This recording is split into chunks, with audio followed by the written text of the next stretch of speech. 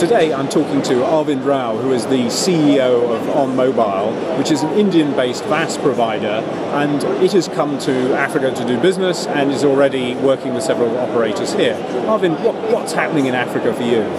So Africa was a market that we thought was virgin territory for us about 3 years ago. We were extremely large in terms of doing business with telecom operators in many emerging markets, in particular India, and also Indonesia, Malaysia, Thailand, etc.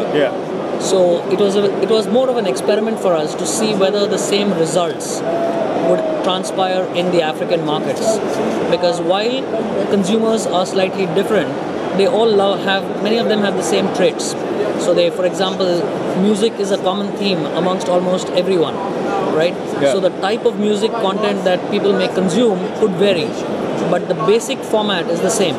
So we've deployed the technology very successfully with several operators in Africa, all the way from Egypt and UAE, all the way to Tanzania and South Africa. So we're covering the entire continent, and I'm happy to say that the results that we have seen in these 2 years are exceptionally similar to what we had in India. The only thing is, in India it took us 6 years to deliver the same results what we are seeing in Africa within 1 or 2 years. And in effect you followed in some of the operators you were working with in India. So which of those operators and sort of where are you operating? Yeah, so the 2 operators that we were live with in India, which are core customers of ours, were Airtel and Vodafone, right? And both of them have fairly significant operations in Africa. So they asked us to come bring the same services to their African operations and try to replicate the success stories that we have delivered for them in India. In India, for example, if you look at what the work we are doing with one of these operators, they're realizing almost 200 million euros a year of revenues, and about almost 40 million active users. So it's a very large base. It's generating a lot of money, and users are very happy and satisfied with the services. And the question was, can we replicate that success story in Africa? And what we thought we could achieve in 3 years, we're actually getting there in almost a year and a half. I was looking at a whole lot of mobile content from Nigeria for a presentation I did at Google's Think Mobile event earlier in the week. I was very struck by how a lot of the content is almost exactly identical. A lot of the content sources are identical. What is it that makes your content different? So you're right, my content is the same, right? So, but the way is how you package it and how easy you make it for users to use it. So we believe that the user experience and the user interface is as important as the service itself. I mean, for example, the classic analogy I would use is one of the reasons why the iPhone took off like gangbusters is it's so simple to use. It's idiot-proof, right?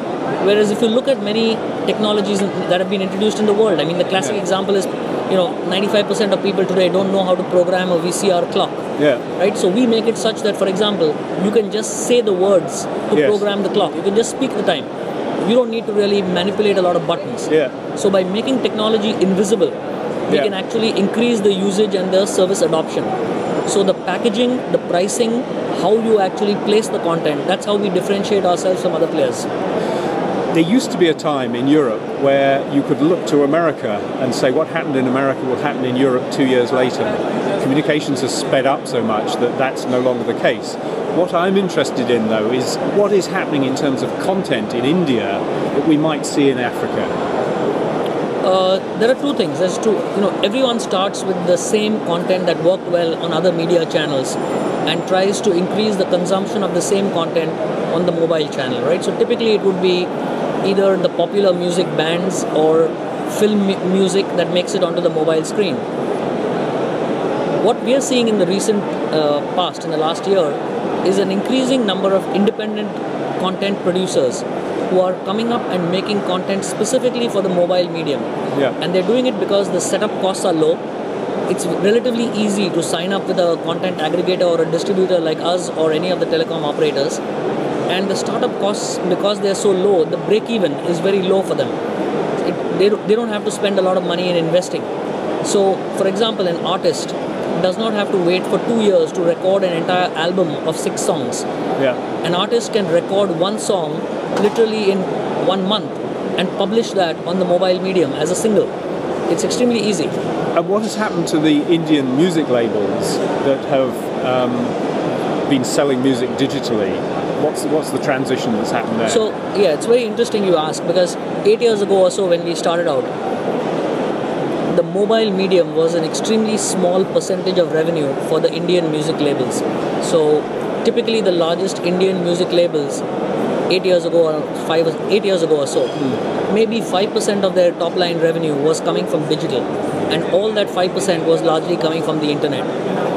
Today, it's almost 50 to 60% is coming from digital, and out of that 50 to 60%, 80 to 90% of that is coming from the mobile. Okay, now this is classically true for an emerging market like India, where internet penetration and data access speeds are typically very slow, right? So because of that, the negotiating power has shifted from the music labels to the distributors and the telecom operators. And in terms of the other big cluster of Indian content, Bollywood, what has happened in terms of the Bollywood producers, in a sense, distributing maybe clips of the material they produce? So I think it's a slow process. It's going to take a while, but we're already seeing the more evolved producers, for example, launching mobile games at the same time as their films to promote the usage. We've just seen that in several cases, and that's working exceptionally well. We're also seeing them beginning to ask players like us and the telecom operators, how can we work together to build up the publicity of a film using the mobile channel, which has much higher distribution, for example. So we can organize, either contests, or you can have, raffle giveaways for premiere tickets for the first day, first show. So there are multiple ways to help producers increase the awareness of their film in advance of the film releasing, which obviously translates into ticket sales for them. But I believe the real interactivity in terms of mobile and the big screen has still not happened, and that's a challenge that I hope that we're able to work with some producers on that in the next year or so. If we come back to Africa, what do you think for you and more generally the opportunities are in content terms, mobile content terms? So I really feel that the market here for user-generated content is huge and untapped. Okay, so this is the opportunity to upload your, whether it is your wallpapers or your images or even videos that you have shot, and share it with your friends. So for example, you could upload it and store it in a cloud, and you can then share it with all your contacts and your friends who are in your address book. The ability to do that in a seamless, very easy way is, I believe, a very huge market. We're just launching the technology to do that, and we're hoping that that takes off extremely well in Africa. And you'll be launching that with your existing customers? With our existing customers. Yeah. Arvind, thank you very much for talking to me today. Thank you very much.